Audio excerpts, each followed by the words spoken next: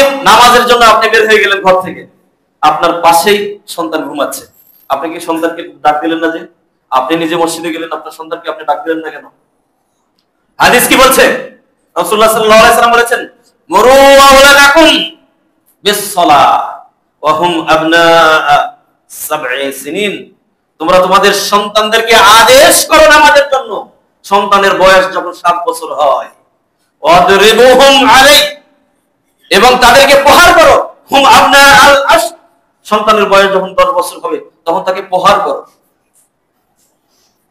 এরপরে বলা হয়েছে ওয়াফাররিকু বাইনাহুম ফিল মাদাজি, এরপরে বিছানা পৃথক করে দাও।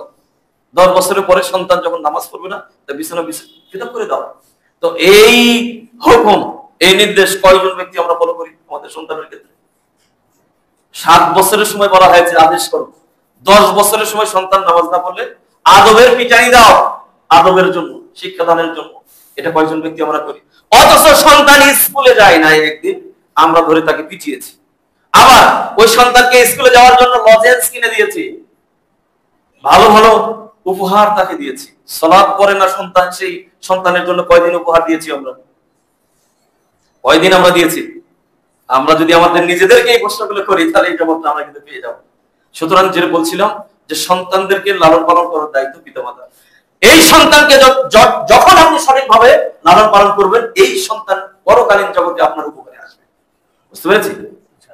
আর এই সম্পদ যদি সঠিকভাবে আমরা উপার্জন করি আর সঠিক পথে যদি আমরা ব্যয় করি, এই সম্পদ পরকালীন জগতে কি করবে? আমাদেরকে উপকার দেবে।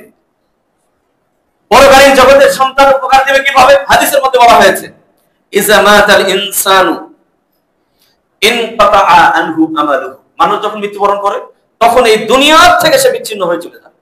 মানুষ মৃত্যুবরণ করার সাথে সাথে মওত হয়ে গেছে, দুনিয়ার সাথে আর তার কোনো কানেকশন নেই, সে পরকালীন জগতের মেহমান হয়ে গেছে, দুনিয়ার সাথে আর কোনো কানেকশন নেই। ইল্লা মিন সালাসাতিন, তবে 3টা এমন বিষয় রয়েছে যে 3টা বিষয় আপনি আমার মৃত্যুর পরও জারি থাকবে। ইল্লা মিন সাদাকাতিন জারিয়াতিন, 1 নম্বর হচ্ছে সাদকায়ে জারিয়া। আপনি সম্পদ উপার্জন করেছেন হালাল পন্থায়, ওই সম্পদ দ্বীনের রাস্তায়, ইসলামের রাস্তায় আপনি ব্যয় করেছেন, মসজিদ মাদ্রাসার জন্য আপনি ব্যয় করেছেন, আপনি সাদকায়ে জারিয়া করেছেন, এই সওয়াবটা কিয়ামত পর্যন্ত আপনি পেতে থাকবেন। ইল্লা মিন সাদাকাতিন জারিয়াতিন আও ইলমিন ইউনতাফু বিহি, এমন ইলম যে ইলমটা উপকার দেয়। আপনি ইলম অর্জন করেছেন, আপনি ছাত্রদেরকে পড়িয়েছেন, ছাত্র আবার ছাত্রকে পড়িয়েছে, এইভাবে সিলসিলা জারি রয়েছে, কিয়ামত পর্যন্ত এর সওয়াব বলবৎ থাকবে। একটা পার্সেন্ট তার আমলনামায় যোগ হয়ে যাবে। আপনি ইলম অর্জন করতে পারেন না, কিন্তু ইলমের রাস্তায় কি করেছেন? আপনি রাস্তাটা দেখিয়ে দিয়েছেন। আপনি একটা মাদ্রাসা করে দিয়েছেন, মাদ্রাসাকে কিভাবে উন্নয়ন করতে হয় সে রাস্তাটা আপনি দেখিয়ে দিয়েছেন, তাও আপনি সওয়াব পাবেন আলহামদুলিল্লাহ। এরপরে 3 নম্বর হচ্ছে ওয়ালাদিন সালিহিন, সৎ সন্তান, ইয়াদউ লাহু, যেই সৎ সন্তান আপনার জন্য দোয়া করবে, ওই দোয়াটা কিয়ামত পর্যন্ত আপনি পেতে থাকবেন। এখন সন্তানকে যদি আপনি দিন শিক্ষা না দেন, যেই সন্তানটা মসজিদমুখী নয়, মসজিদে এসে যায় না, সে সালাতই আদায় করে না, সেই সন্তান আপনার জন্য দোয়া করবে? বলেন করবে কখনো? কখনোই দোয়া করবে না। যদিও কোরআনে মানুষকে দেখানোর জন্য হবে, এটা মন থেকে হবে না ওই দোয়া। এই জন্য ভাই বলছি যে আমাদের সন্তানকে সঠিকভাবে লালন পালন আমাদেরকে করতে হবে।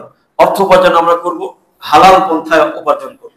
হালাল পন্থায় আপনি অনেক সম্পদ উপার্জন করেন, কোনো সমস্যা নেই, আপনি উপার্জন করবেন। বরং হালাল রাস্তায় যদি আপনি উপার্জন করেন, এই টাকা দিয়ে আপনি আরো ইসলামের খেদমত বেশি করতে পারবেন।